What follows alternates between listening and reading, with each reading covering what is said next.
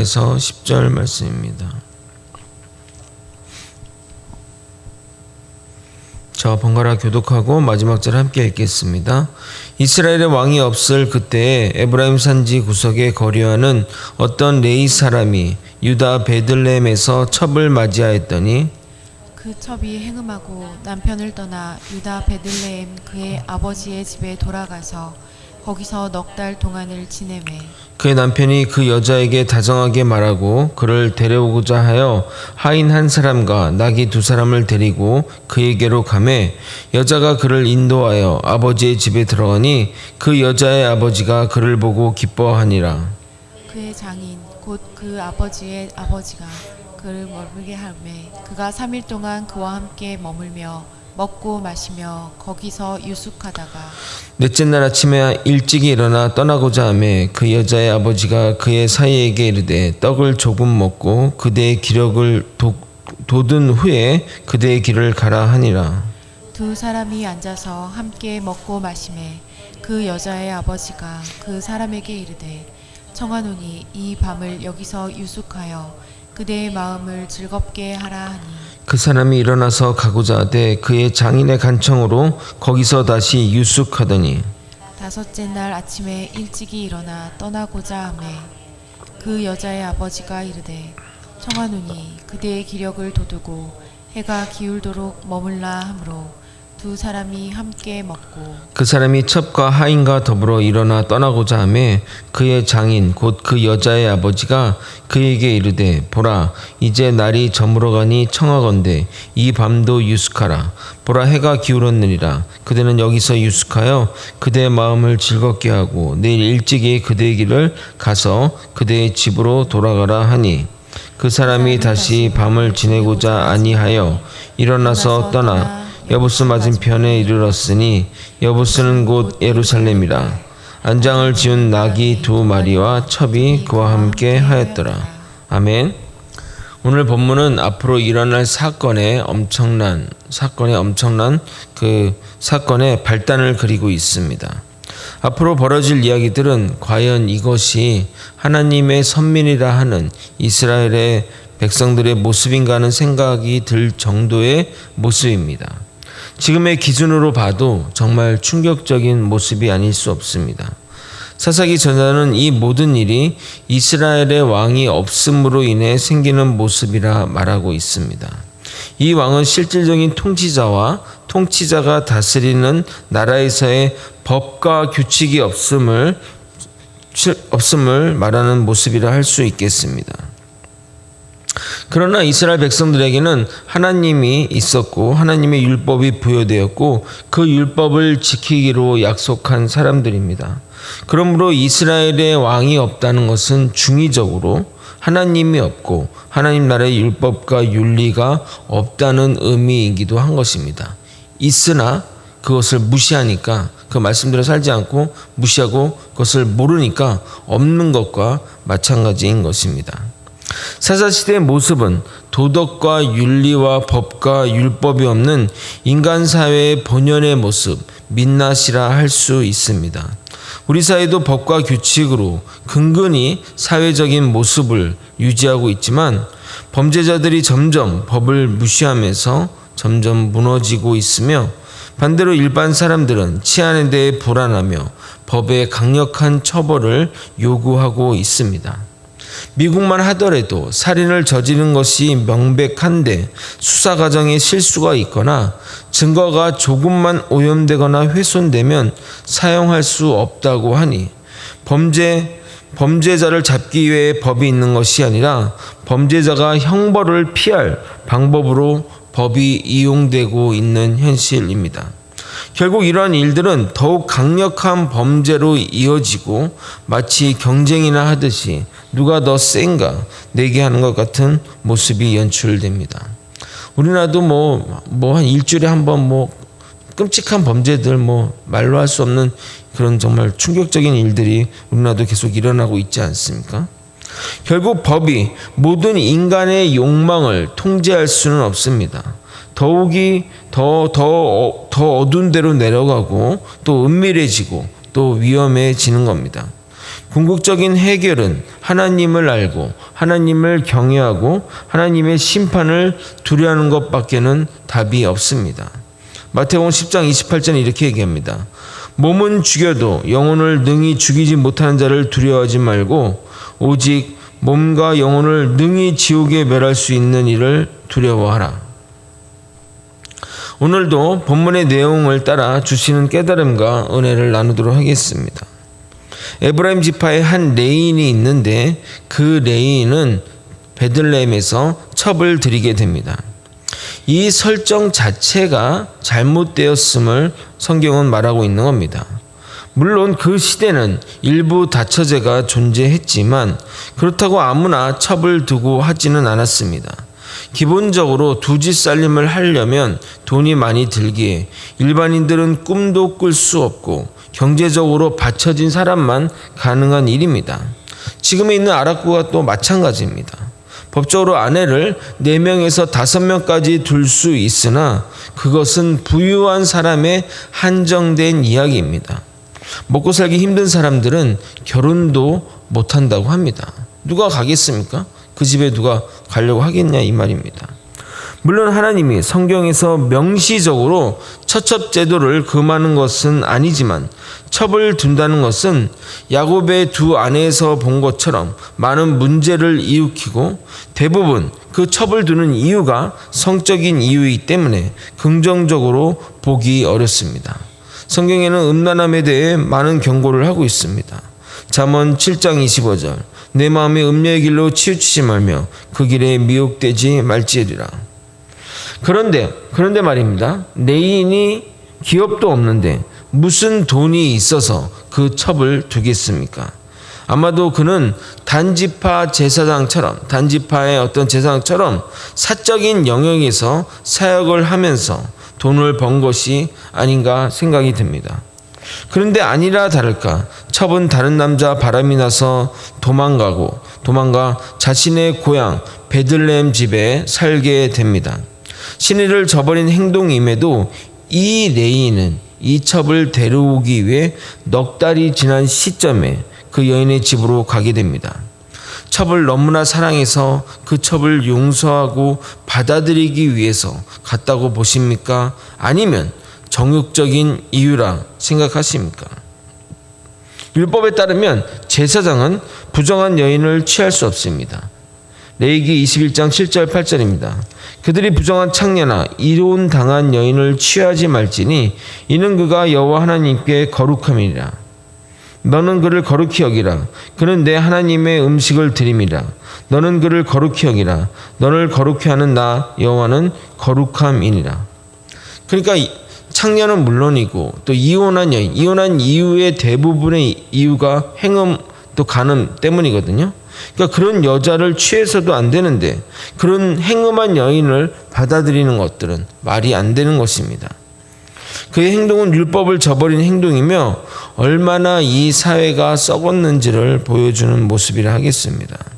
그리고 첩이라도 결혼한 것이기에 그녀의 행음은 간음이기 때문에 투석형에 처해도 할 말이 없는 것입니다.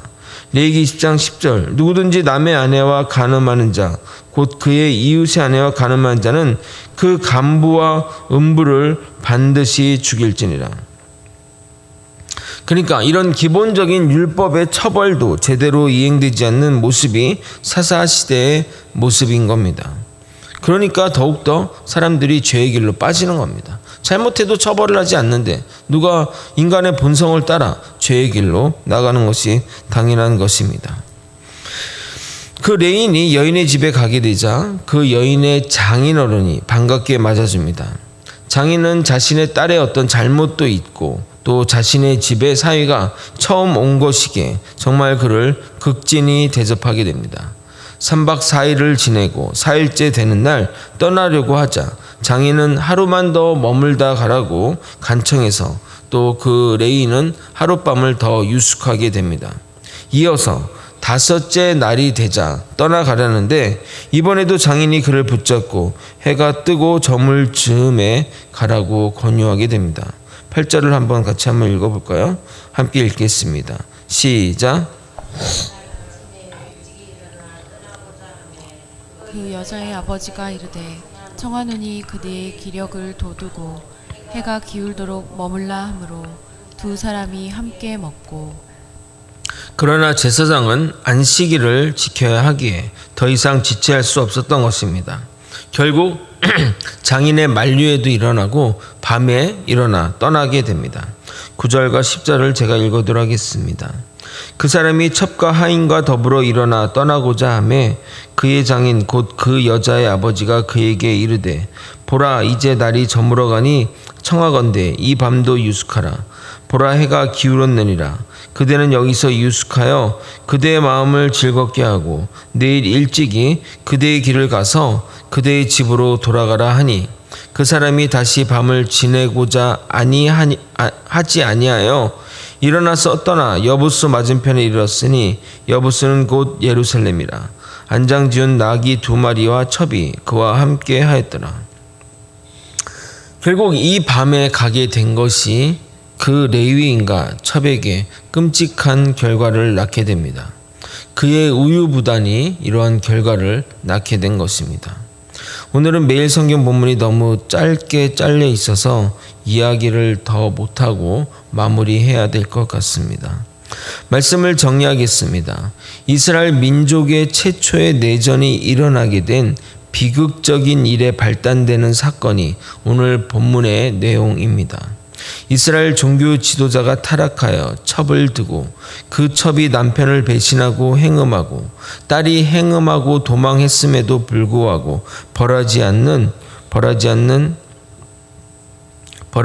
장인과 그리고 그 레위인 그리고 행음하여 떠난 여인을 찾으러 온 레위인 등 모든 것이 정상적이지 않은 비도덕적이고 비정상적인 이스라엘의 모습을 보여줌으로써 당시 사회가 얼마나 타락했는지를 보여주고 있습니다. 사사기전은 이러한 상황을 담담히 이스라엘의 왕이 없어서 벌어진 것이라 말하며 시작하고 있습니다. 결국 이 일은 사무엘 시대의 백성들이 왕을 요구하는 사건으로 자연스럽게 연결이 됩니다. 물론 그 과정 중에서도 하나님은 여전히 우리의 왕이시며 우리와 함께 하시며 우리를 통치하시는데도 불구하고 말입니다. 하나님의 힘이 약해져서 또는 우리에 대한 하나님의 관심이 없어지셔서 또는 우리의 제약이 하나님보다 커서 하나님이 역사하지 않는 것이 아닙니다. 하나님이 우리에게 하시는 가장 무서운 징벌이 무엇이냐면 우리를 내버려 두시는 것입니다. 우리를 혼내신다는 것은 어느 정도 애정이 있고 또 그것을 고칠 수 있는 그런 이유가 있기 때문에 고칠 수 있는 그런 여지가 있기 때문에 그 혼내는 것입니다. 그러나 내버려 둠으로써 하나님이 행하시는 최고의 형벌을 우리에게 하시는 겁니다. 그래서 그 죄가 스스로 징벌하게 만드시는 겁니다. 매번 죄를 지을 때마다 혼내시고 또 고쳐주시고 회개하면 붙들어 주셨으나 점점 죄악에 깊어지고 나중에는 죄악 가운데 있으면서도 고통 가운데 있으면서도 하나님을 찾지 않는 이스라엘 백성에게 정말 참된 교육을 시키고자 그들을 내버려 두신다는 겁니다. 로마서 1장 24절부터 28절을 제가 천천히 읽어드리고 하나님이 죄악에 물든 사람들을 어떻게 하시는지 여러분 명확하게 깨달았으면 좋겠습니다. 24절부터 읽어드리도록 하겠습니다. 그러므로 하나님이 그들의 마음의 정욕대로 더러움에 내버려 두사 그들의 몸을 서로 욕되게 하게 하셨으니 이는 그들이 하나님의 진리를 거짓 것으로 바꾸어 피조물을 조물주보다 더 경배하고 섬김이라. 주는 곧 영원히 찬송할 이시로다. 아멘. 이 때문에 하나님께서 그들을 부끄러운 욕심에 내버려 두셨으니 곧 그들 여자들도 순리대로 쓸 것을 바꾸어 영리로 쓰며 그와 같이 남자들도 순리대로 여자 쓰기를 버리고 서로 향하여 음욕이 부릴 듯하며 남자가 남자와 더불어 부끄러운 일을 행하며 그들의 그릇 때문에 상당한 보응을 그들 자신이 받았느니라. 또한 그들이 마음에 하나님 두기를 싫어하며 하나님께서 그들을 상실한 마음대로 내버려 두사 합당하지 못한 일을 하게 하셨으니. 그러니까 우상 숭배로 막 하나님을 버리고 우상 숭배하니까 하나님이 그냥 그걸 하도록 내버려 두셨습니다. 그리고 또한 동성애, 여자는 여자끼리 하고 남자는 남자끼리 뭐 이렇게 하니까 하나님이 그걸 그냥 내버려 두셨습니다. 백성들이 하나님을 두기를 싫어하는 거예요. 하나님 없어. 하나님 나한테는 없어.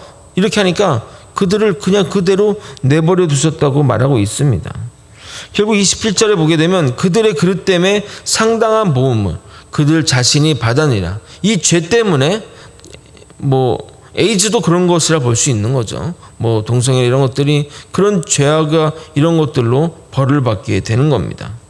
만약 여러분이 죄를 지을 때마다 혼이 나고 안 좋은 일이 생긴다면 이번에도 생겼는데, 그러니까 여러분이 뭔 잘못을 할 때마다 안 좋은 일이 생기고 이런 일이 생겼는데 이번에는 혼나지도 또 안 좋은 일이 안 생긴다면 하나님이 없구나, 또는 이것이 죄가 아니구나 라고 생각하지 마시길 바랍니다. 하나님이 여러분을 내버려 두시는 것일 수 있습니다. 하나님이 우리를 내버려 두었을 때 그 결과는 치명적인 결과로 돌아오게 됩니다. 내일 그것을 볼 것인데 정말 돌이킬 수 없는 결과로 다가올 것입니다. 많은 믿음의 사람들이 엄청난 죄의 결과로 고통스러워하는 경우를 보게 됩니다. 그때 하나님께 나오나 그 문제는 해결이 되지 않는 것을 보게 됩니다. 물론 하나님 차원에서는 용서를 해주실 것입니다. 그러나 그 죄의 결과는 바뀌지 않는 겁니다. 제 친구 중에 사소한 일 가운데 죄를 짓는 친구가 있었습니다. 저도 뭐라고 했고 또 친구들도 그러면 안 된다고 했지만 듣지 않았습니다. 괜찮다고 하면서 말입니다. 결국 그 친구는 집이 날아갈 상황이고 이혼의 위기에 있으며 더 심각한 것은 현재 구치소에 있다는 것입니다. 정말 안타까운 현실이 아닐 수 없습니다. 거제 소망교회 여러분은 지금 어떤 상태에 계십니까? 혹시 하나님이 여러분을 내버려 두는 것이 아닌지 깊게 고민하시길 바랍니다. 죄에서 돌이켜 매일 주님 앞에 바로 서는 저와 여러분이 되시길 예수님의 이름으로 소망합니다. 기도하겠습니다. 하나님이 우리를 사랑하셔서 우리의 죄를 용서해 주시고 우리의 문제들을 아버지 고쳐주시고 우리가 더욱더 주님께 나오기를 하나님은 바라시나 우리가 끊임없이 하나님을 무시하고 하나님이 없이 살아가며 하나님 없어도 좋아, 하나님 어디 있어? 라고 살아갈 때, 그리고 계속해서 죄악들을 지어 나갈 때 하나님은 우리를 내버려 두신다는 것을 깨닫게 하여 주시옵소서. 아버지, 우리의 상태가 지금 내버려 두시고 있는 상태가 아닌지 영적인 눈으로 지켜볼 수 있게 도와주시옵소서. 결국 우리가 지은 죄 때문에 우리의 인생과 우리의 가족과 우리의 모든 것이 멸망으로 이끌어감을 깨닫게 도와주시옵소서. 아무리 해도 그 결과들을 돌이킬 수 없음을 아버지 우리가 명심히 깨닫고 죄악 가운데 머물지 않고 하나님께로 나아가 십자가 앞에 나아가 살아가는 우리 모두가 되게 하여 주시옵소서. 사랑이 많으신 예수 그리스도 이름 받들어 기도 드렸나이다. 주기도문으로 예배를 마치겠습니다.